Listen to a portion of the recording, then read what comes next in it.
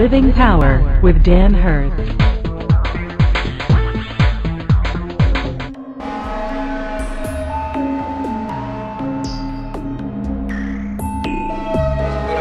Right into number 3 of discovering your ministry, really understanding what your ministry is. Because once you determine what your primary spiritual gift is, you'll need to follow through on the use of that gift.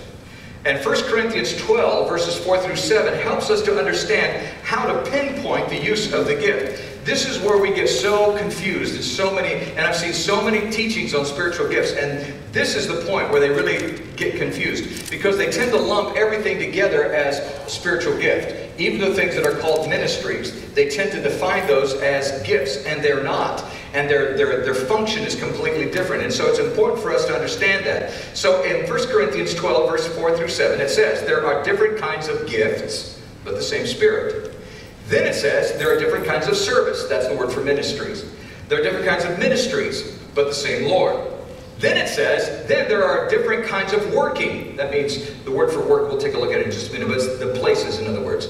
But the same God works all of them in all men. Now to each one, each man in other words, the manifestation of the Spirit is given for the common good. So what God is doing is He's bringing us together to accomplish this common good of what He wants to accomplish in our midst as a church, and in our community, and in our world, and certainly in our lives. Now let's break this down real quickly. There are different kinds of gifts, but the same Spirit, in verse 4. The gifts, as we've already seen, are mentioned there in Romans chapter 12. But each gift, it's important to understand, is administered by the Holy Spirit. You don't choose the gift you want. Just like when you were born, you didn't choose if you were going to be a piano player or not. You know, a good piano player. You may have decided whether or not you were going to use that talent later on in life, but you didn't choose whether or not you got that talent. Well, when you were born again, when you're born spiritually, God has certain things that He wants to accomplish in and through your life, and He gives you certain spiritual talents that He wants you to use, or that He wants to use through you. And it is administered by the Holy Spirit. It's not a pick and choose type thing. Secondly, verse 5 says there are different kinds of service, and the word for service that's used here is the word diakonia. Deacons, we get the same word from diakonia. It means ministry. It's a way to serve Christ and others. But each ministry, and this is so important to understand, each ministry is under the lordship of Jesus. Now the concept of lordship simply means that Christ, Jesus, is boss. He is the supreme and absolute authority. It's not just a title, it is a role. It is something that Jesus does in your life. You see, Jesus died to be your Savior, but He rose from the tomb to be your Lord.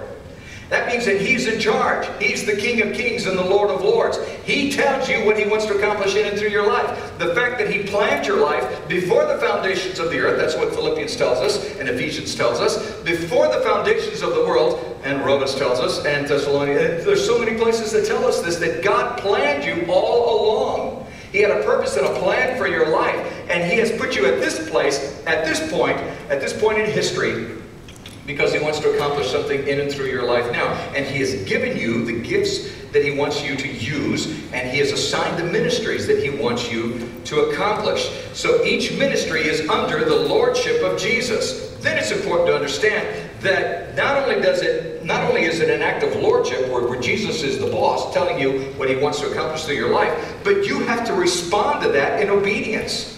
So it is not only a ministry under the lordship of Jesus, each ministry is an act of obedience. You have to choose to do it.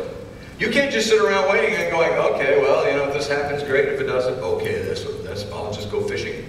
You know, you can't just decide, you know, if God wants it to be, then He'll make it happen. Well, there is some truth to that, except that there is an act of obedience on your part. When you know what God is wanting to do in and through your life, or you sense what it is that God's wanting to do in and through your life, you have to step out. You have to step out in obedience. And if God wants to close the door, He'll close the door. And if He doesn't, wonderful. You know, that's just the way God works.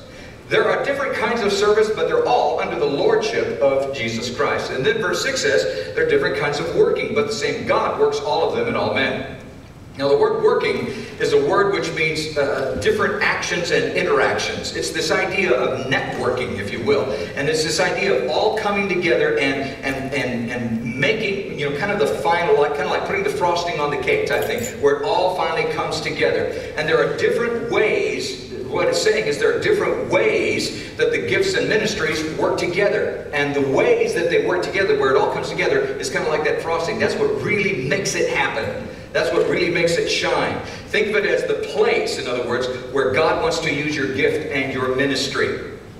And then verse 7 basically says, now to each of us is the manifestation of the Holy Spirit, the manifestation of the Holy Spirit, which is given to us for common good. That's for the good of the community, for the good of the church, for the good of the community. It's not just for us individually, but it's for all of us. And this working, if you will, of a spiritual gift, the way all of this comes together and this ministry are from the revelation of the Holy Spirit for the good of the body of Christ. And that's why it's critical not to go out and do things on your own. Each working, each serving, if you will, has to be motivated and effected by the Holy Spirit. Now, a good way to think of workings is to think of it as the location where God chooses to use your gift and your ministry. Now, we'll kind of see how that all works together here in just a few moments. But I want us to define these ministries. And it's possible that these are categories that are mentioned in Corinthians here. So when we look at these, they tend to be very broad and cover a lot of ground. So it's important not to just take it and just say that it's just one little thing. I suspect that these refer more to categories than anything else.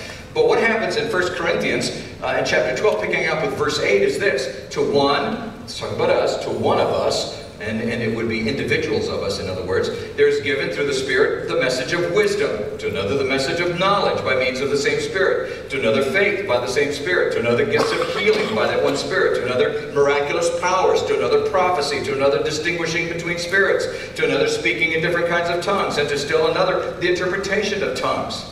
Now, as I said, this may well be these categories of ministries. And so to say that you have the ministry of, say, faith, or the ministry of prophecy, or the ministry of knowledge, or the ministry of miracles is probably not defined enough. There are a number of things that probably come under each of those categories or each of those headings.